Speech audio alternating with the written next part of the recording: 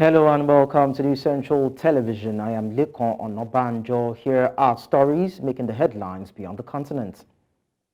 At least 9 people were killed and more than 900 injured on Wednesday by a powerful earthquake in Taiwan that damaged dozens of buildings. Officials said the quake was the strongest to shake the island in decades and warned of more tremors in the days ahead. Wednesday's magnitude of 7.4 quake hit just before 8 a.m. local time, with the United States Geological Survey putting the epicenter 18 kilometers south of Taiwan's Hualien city at a depth of 34.8 kilometers. 3 people among a group of 7 on an early morning hike through the hills that surrounded the city were crushed to death by boulders loosened by the earthquake. 里面有57位市民朋友，那除了我们立即疏散以外，受困的民众有3位，最后一个在将近11点57分已经都抢救出来了。那目前只有一个受伤，其他的工厂里面的人都安然无恙。晃得非常大，那家里的摆设东西很多都倒在地上，但是人都平安，非常幸运啦。风一样啊，这上面呢，因为它整个垮下来，而且它那个是怎么讲？它的房子很旧了，大概50-60年有了。我们这边才都盖了有20年，我们原来是原住户嘛，眷村改建。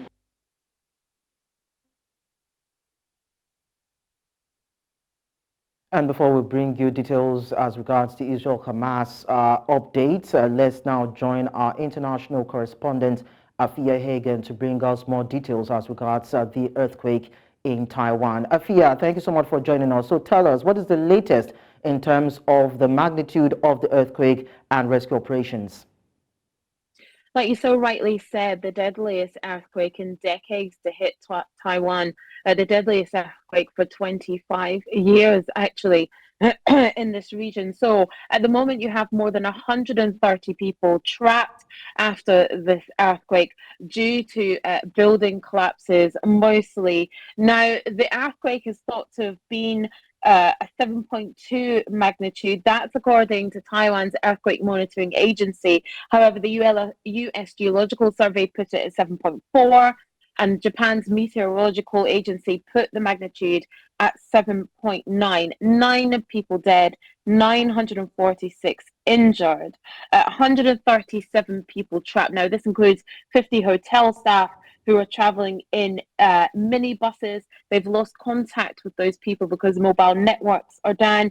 70 people trapped in a mining area in north-central Taiwan, as well as another 6 trapped in a mining area southwest of Taipei, of the capital there.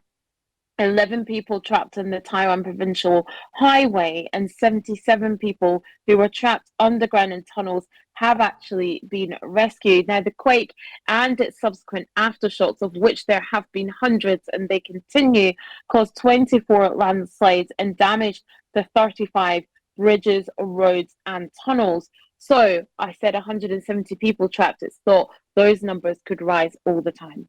So can you tell us a little about the geography of the area affected and if the rescuers are actually facing challenges with having to rescue victims?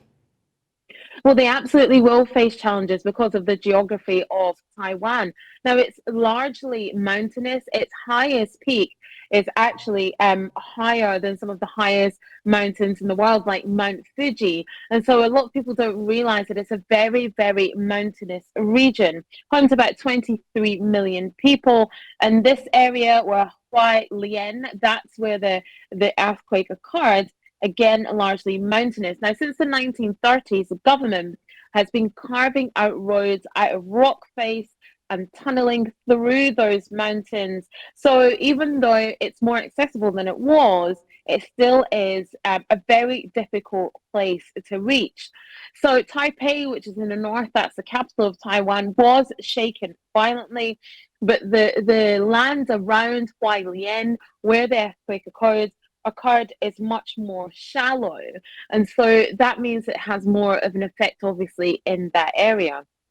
We also know that earthquake was so. Okay, go ahead, please. I was just about to say the earthquake was so big that it was felt as far away as Shanghai in China.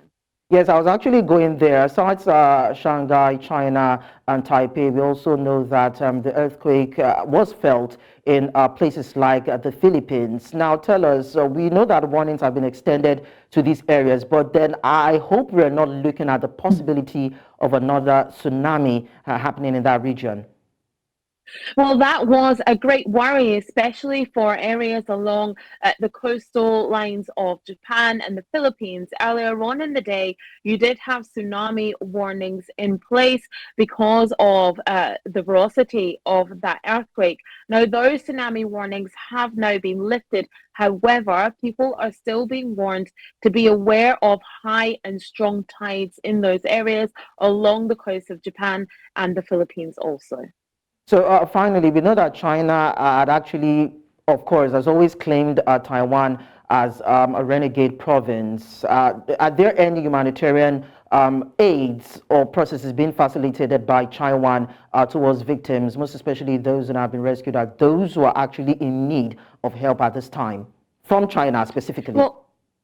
Well, China has said that it is ready to assist with any humanitarian needs that are needed in Taiwan, whether that is rebuilding Hualien and the surrounding areas or the rescue effort. So China has said that yes, it will be part of the humanitarian effort along with Japan, Philippines, and other surrounding countries. All right, Afua, Hagan, thank you so much for giving us the updates. Moving on now, the bodies of 6 foreign aid workers killed in a Gaza strike were transported out of the war-torn Palestinian territory on Wednesday as Israel faced a chorus of outrage over their deaths. Israeli bombardment killed 7 staff of the U.S.-based food charity World Central Kitchen on Monday in an attack that UN labeled unconscionable and an inevitable result of the way the war is being conducted. The remains of the 6 international staff who were killed alongside one Palestinian colleague were taken out of Gaza through the Rafah crossing with Egypt.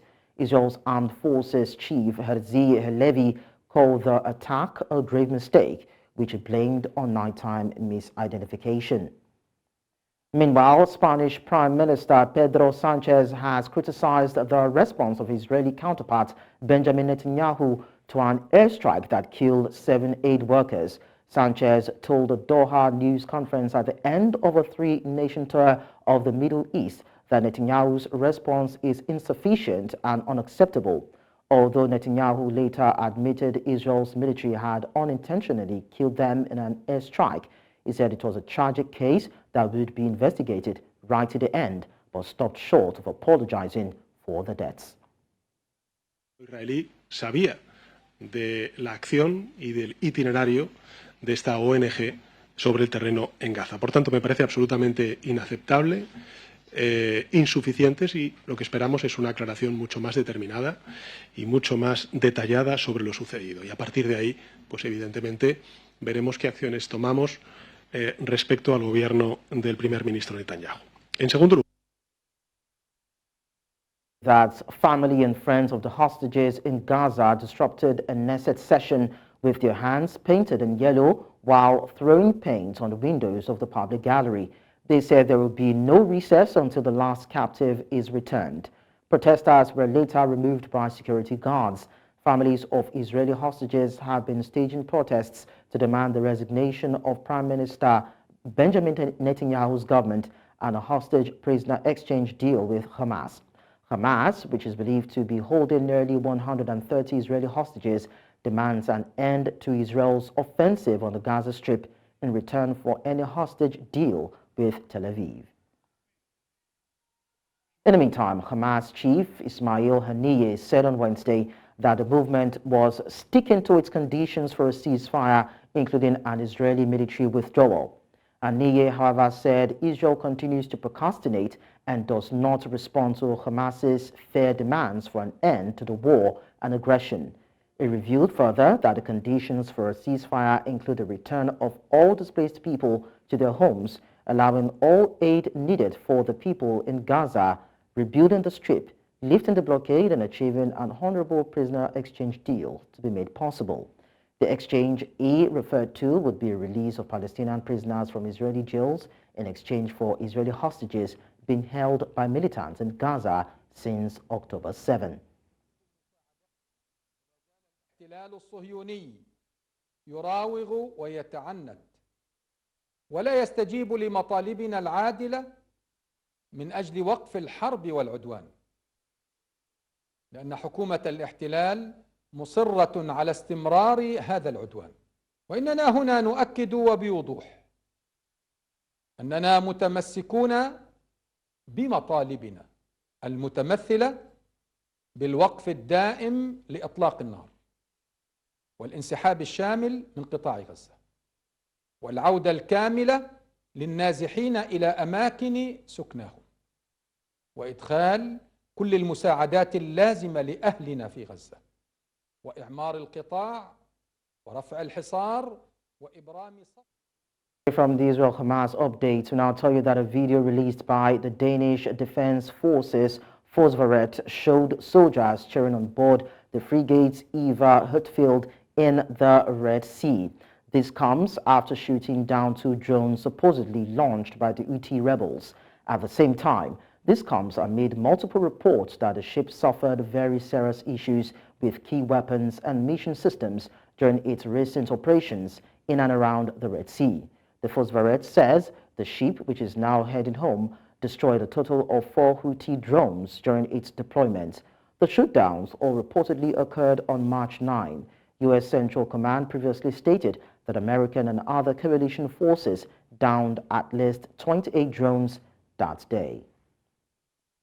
In the meantime, Houthi rebel leader Abdul Malik al-Houthi has said they will continuously seek the deployment of missile and naval capabilities. In a televised speech on the occasion of Jerusalem Day, the Houthi rebel leader said this action is to contribute more to supporting the Palestinian people and targeting the criminal Israeli enemy. U.S. Special Envoy Tim Lenderking said on Wednesday that Yemen's Houthi rebels are undermining the war-torn country's peace process by attacking ships in the Red Sea, urging them to stop. Attacks by the Iran-backed rebels are also preventing humanitarian aid from getting to their people and to the Gaza Strip, Lenderking said following visits to Saudi Arabia and Oman. الإبادة الجماعية في غزة على مدى 6 أشهر دون أن يتمكن من إنهاء المقاومة ولا استعادة الأسرى بدون صفقة تبادل ولا إحراز أي صورة للنصر وإنما صورة بشعة للإجرام. ونسعى باستمرار لتطوير إمكاناتنا الصاروخية والبحرية من أجل إسهام أكبر في دعم ومساندة الشعب الفلسطيني واستهداف العدو الإسرائيلي المجرم الغاصب.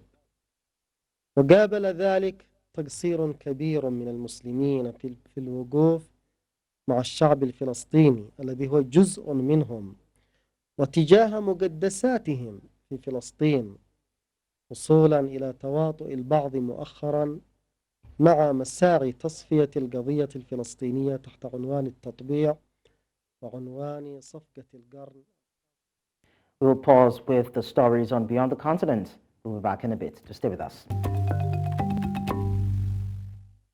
Many thanks for staying with us. Let's now tell you that NATO foreign ministers on Wednesday debated a proposal to create a €100 billion 5-year fund for Ukraine. This comes as the alliance's chief urged them to guarantee long-term arms supplies for Kiev's outgunned forces. Officials said that NATO Secretary General has proposed creating a €100 billion fund to help arm Ukraine in its fight with Russia over 5 years. The plan got support from Ukraine's staunchest supporters, such as Poland and the Baltic states. But others caution there are many questions on where financing would come from, and the plan could change dramatically by a summit in Washington in July. Are you Gilt hier das Gleiche.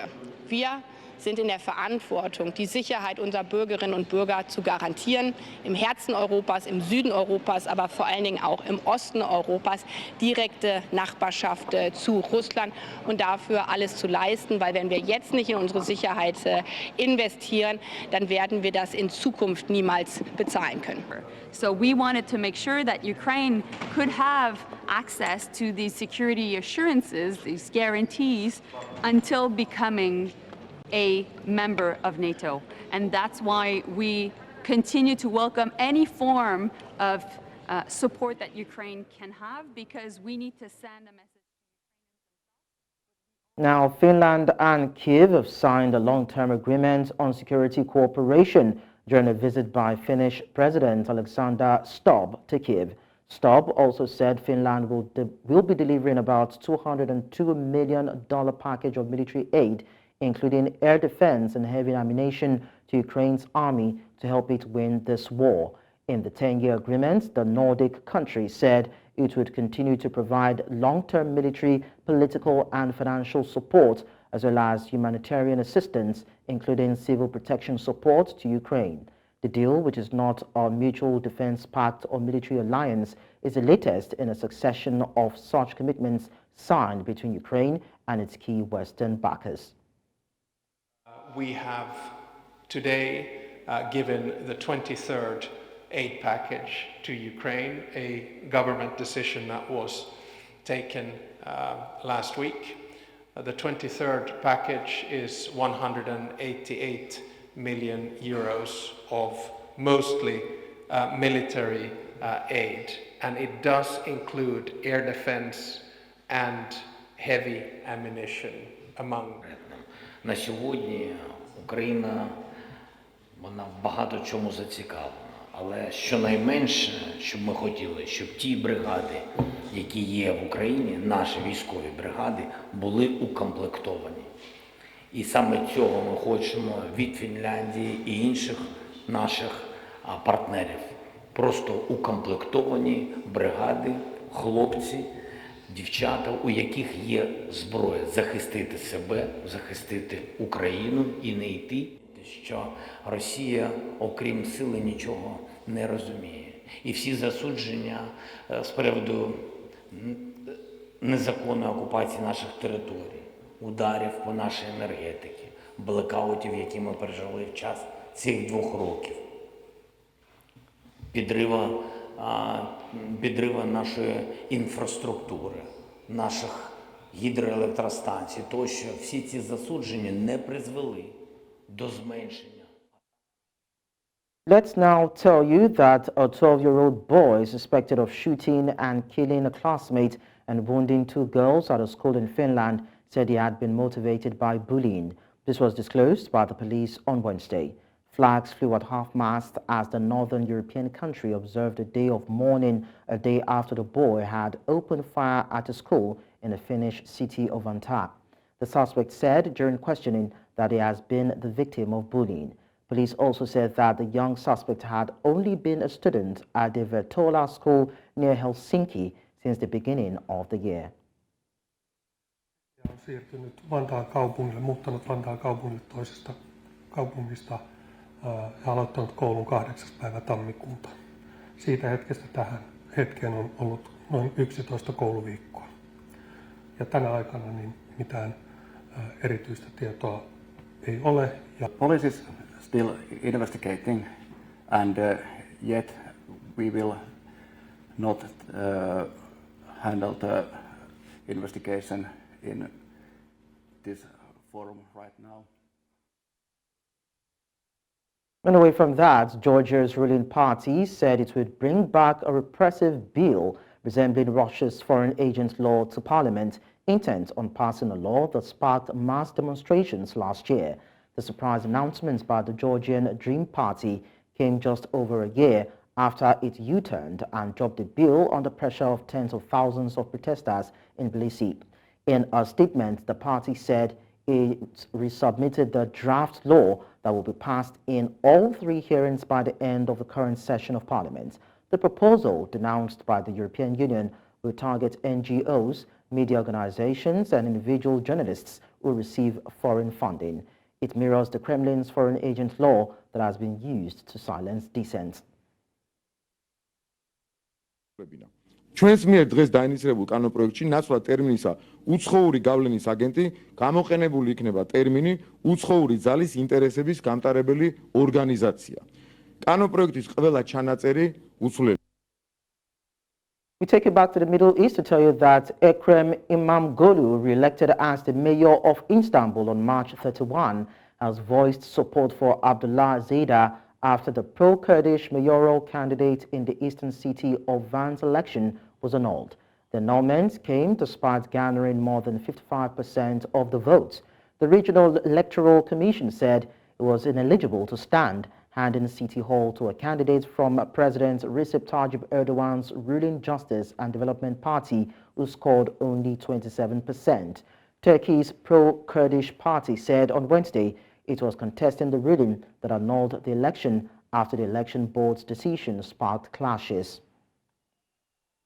Elbette İl Seçim Kurulu Başkanı heyetine teşekkür ederiz. Bugün bu süreç tamamlandı ve bu eşsiz şehrin, bu paha biçilmez emanetin, gerçekten hepimizin çok değer verdiği bu güzel şehrin sorumluluğunu bir kez daha üstlenme onuru ve gururunu yaşıyorum. Van'da yaşamak tam bir garabet. Tam bir garabet. Şimdi bütün bu hususları hassas ve titiz bir şekilde takip ediyorum. Ve bu konuda demokrasiden, haktan, hukuktan ve adaletten yana olmaktan bu kardeşiniz asla vazgeçmeyecek, onu söyleyeyim. Finally, in sports, former Spanish Football Federation President Luis Rubiales has been arrested upon arrival in Madrid from the Dominican Republic in connection with a corruption probe. He was quickly released after being detained. Rubiales is accused of accepting illegal commissions related to negotiating a deal to host the Spanish Super Cup in Saudi Arabia. Prosecutors are seeking a 2.5-year prison sentence, but Rubiales denies any wrongdoing. Following his release, he may appear in court on Thursday. Last month, police searched Rubiales' home and the Federation headquarters, resulting in several arrests. And that's all on Beyond the Continent. Don't forget to send your eyewitness report to the WhatsApp number and email on your screen. You can follow us on social media. We are at News Central TV. You can also watch News Central live on DSTV channel 422, Star Times channel 274, Avo TV and YouTube. Many thanks for watching. I am Lekan Onabanjo.